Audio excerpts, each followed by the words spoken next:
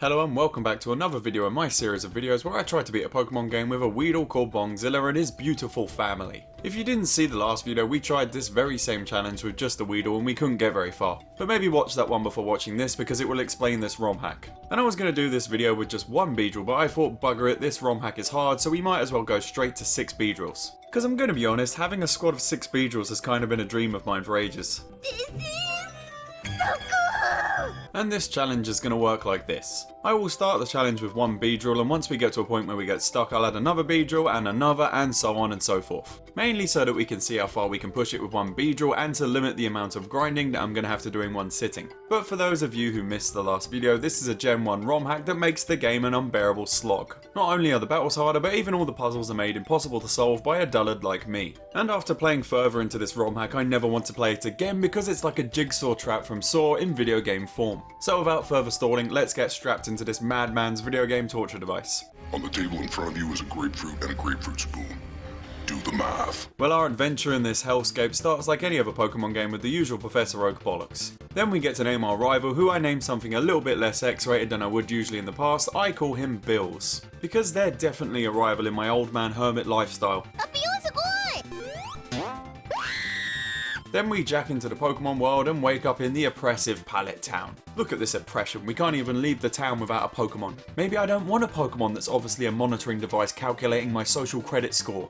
我在北京 We then get all of the intro nonsense squared away, and we can finally pick our own lovable monitoring robot. And I thought for once I would pick a Pokemon that isn't the best starter Squirtle, so I picked Bulbasaur, which I named Soy Pick because you have to have soy dripping through your veins to not pick Squirtle or Charmander. You're gay, man. I'm not being funny. You're gay. Don't worry, we'll get the Bug King in a second. Our first battle with our rival and his Mew actually goes pretty well because Bulbasaur has a decent moveset. Maybe I was too harsh on you, little fella. Well, now that we are set loose on the world of Pokemon, we can finally go catch our first of many Weedles. And there's no doubt about what I'm calling him, welcome your new overlord Bongzilla. No matter how many times I've let Bongzilla evolve, I've never got used to it, it just feels wrong. But if you're a fellow Beedrill appreciator, you're clearly a person of fine taste. I don't have time for this. I'm too busy having drugs and doing unprotected sex. Well, with the Bug King in his true form, we make our way through the annoying grass maze that is Viridian Forest, which is definitely a lot easier than some of the stuff later in this ROM hack, and with Beedzilla, it's easy as Sunday morning.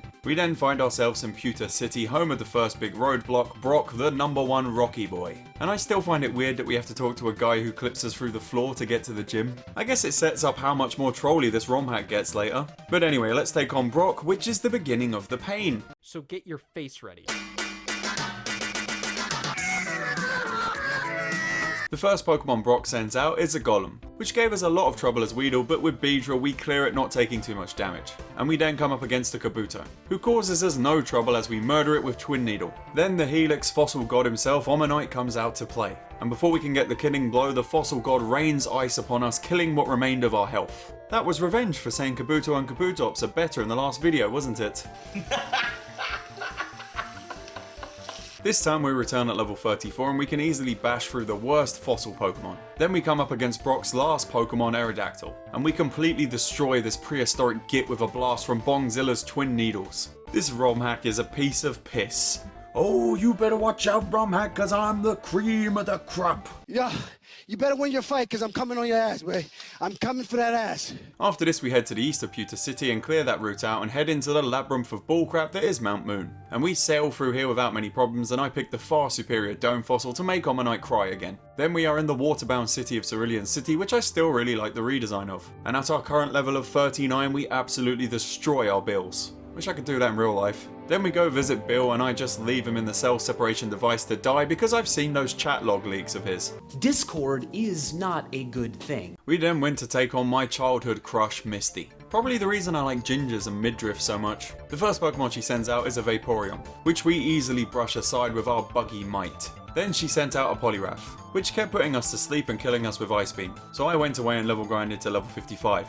And at this higher level we can handily get past the Poliwrath. And then we wreck our way through the rest of her squad like a raging colossus on steroids. Those are some nice muscles, man. We then work our way to Vermilion City and board the old SS Titanic, where we romance a beautiful woman and die in the ocean cold and alone. It's been 84 years and the China smelled good or something. And after all the battles we did to get here, at the swole level of 61 we can absolutely ruffle stomp our rival. Then the cut master and captain of this ship abuses us like a jar of peanut butter. Swat, what happened to this peanut butter?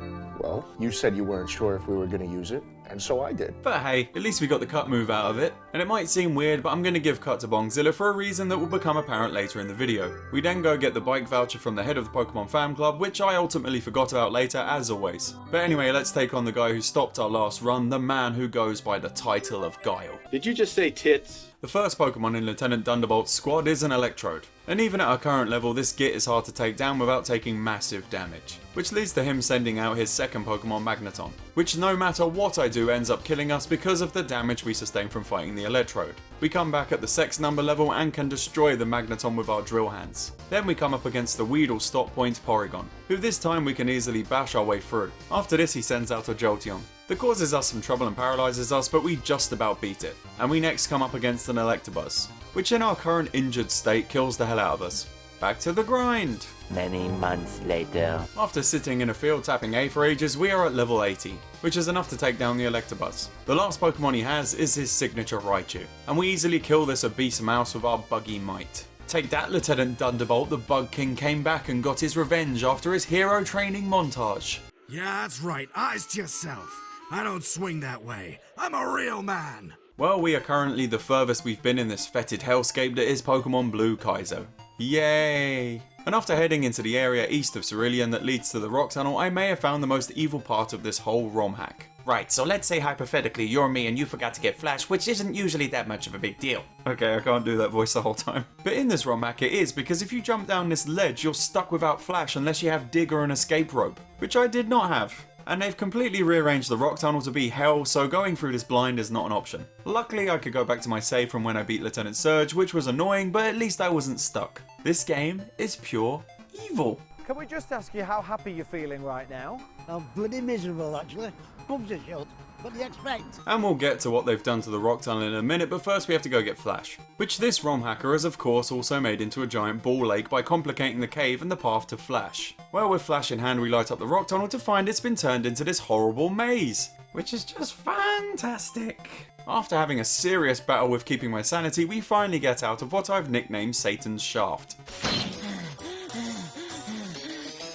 Don't even ask. We then find ourselves in Lavender Town that hasn't really changed all that much for this game. After this we trundle through the maze of wild Pokemon grass and trainers that leads us up to Celadon City. And while we're here I thought we'd go take on Erica first, which wasn't really much to write home about. As you might expect we absolutely blitz through her team, giving us another badge. I wish they were all that easy. But Erica does give us Mega Drain, which will be very handy for Bongzilla when he comes up against groundy opponents. Anyway, with that sorted, it's time to head over to the gambling den to clear out the rocket base. And I absolutely hate what they've done with the place. They've made the floor puzzles invisible. I thought I knew these puzzles like the back of my hand, but now they've taken them away, I really can't do it.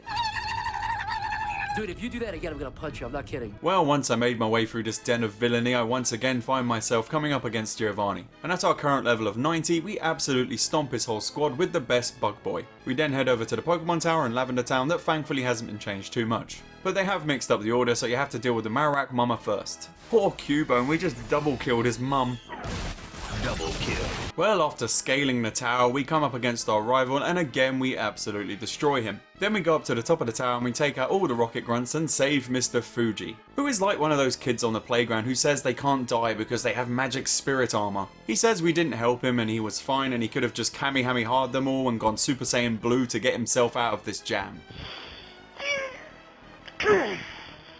Oh yeah, and he gives us a magic recorder that he got from wish.com for 79p. Oh, it's definitely got some sort of wizardry about it. And because the route that leads to getting Fly and the cycling path is blocked off in this game, we have to head down the other route to Fuchsia City. Which is of course annoying as hell, but it's nothing compared to what awaits us in the city of Koga itself. And what I'm talking about specifically is what they've done to the Safari Zone in this game. It's frankly criminal and should be treated as a war crime. Urge to kill rising. Right, so basically they've done what they've done to every other single area of this game and turned it into a grass-filled maze of bollocks. But here more than anywhere it is a major problem because as you may remember in the Safari Zone you have a limited amount of steps that you can take. And the evil git who made this game made it so that you can't take any wrong steps on the road to getting the Surf HM. I had it multiple times where I made it to the HM only to be dinged on the last step, literally right in front of the guy I was supposed to get it from. I actually had to look up a way through this on YouTube because there's no way in hell I'm bashing my head against this wall all day. Thanks, however you say that name I'm showing on the screen right now.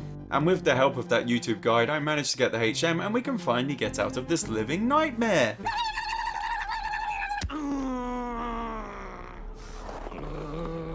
Dude, I warned you. I said I was gonna do that if you did that again. I then realised the way to Koga's gym is blocked off in this town and the only way you can get there is by flying into town. I of course said earlier that the cycling path is blocked off on the Celadon side, and that is because they've made it so you have to go through a trainer maze gauntlet to get Fly from the Fuchsia side. And like I said earlier, I of course forgot to get the bike and we have to backtrack in this game where travelling is annoying as Caterpie. I literally have the memory of a goldfish with dementia. We then make our way through the bike maze that is, as you can probably guess, not much fun. But with that area out of the way we can finally get Fly, and I have never been so happy to get it in my life. With this HM we can fly to Fuchsia City and finally get on the ledge that leads to Koga's gym. Ah yes, the gym full of all the ninjas. That's the blue-haired streamer femboys. God, why he's so true? The first Pokemon Koga sent out was his signature Venomoth, and this Pokemon is easily killed with one strike from our Bug Lord's Twin Needle. And Bongzilla also takes down his Weezing just as easy. Then his Mr. Mime is taken out as well, and finally he kills the hell out of Nidoking. But the next Pokemon up was a Gengar that was a bit of trouble, because he has Psychic which can handily destroy us. However, I just had to retry until I got a bit of luck with him missing with a Hypnosis and we get the kill. Then there was Tentacruel, who could not stand up to the might of the Buggy King Bongzilla. This streamer is nothing compared to our power. Gaming is intense, but your dick pics are seriously intense. Well, with this out of the way, we have to go contend with one of the most treacherous parts of this run, the Silphco building. No, I'm not joking, I wish I was. The first major problem with this building for us is every time you go up a floor you've got to do trainer battles where you have to fight 2, maybe 3 trainers in a row, which is very bad for us, and we see the problems this will cause us in the first gauntlet battle. The first trainer in this set starts with a Kabutops, which isn't that much of a problem, but they do damage us a little bit as we kill them. But our first problem in this building is his Aerodactyl, which just murders us every time no matter what we do. Well, it is time for Beedrill number 2. So I went back to Route 1 and caught myself another Weedle that I named Sleep after the stoner metal band of the same name. Cause as most of you know, Bongzilla is named after a stoner metal band that shares his beautiful name. So I think I'll name all of his brothers after different stoner metal bands like a Master Splinter but with Weed Boy bands. 2,000 years later. This run is gonna be a long one, isn't it? Well, with the second Beedrill in tow, do we fare better? With the help of Sleep and his toxic poison I gave him, we can get past the Aerodactyl, but sadly with Sleep fainting. Then we come up against Omastar, who we can take out easily with Mega Drains and get some health back in the process. And with that we have the scientist beat, but there of course is another trainer in this gauntlet yet. The first Pokemon he sends out is a Jolteon, which we can take down quite easily, but they always paralyze us, which is an issue. Because the next Pokemon this guy has is our old enemy Flareon, who because of the paralysis just whomps us with Fire Blast every time. Well, Beedrill number 3 it is. Here we go, another Weedle baby. And I named this one Conan after a really awesome English stoner metal band. Let's grind again.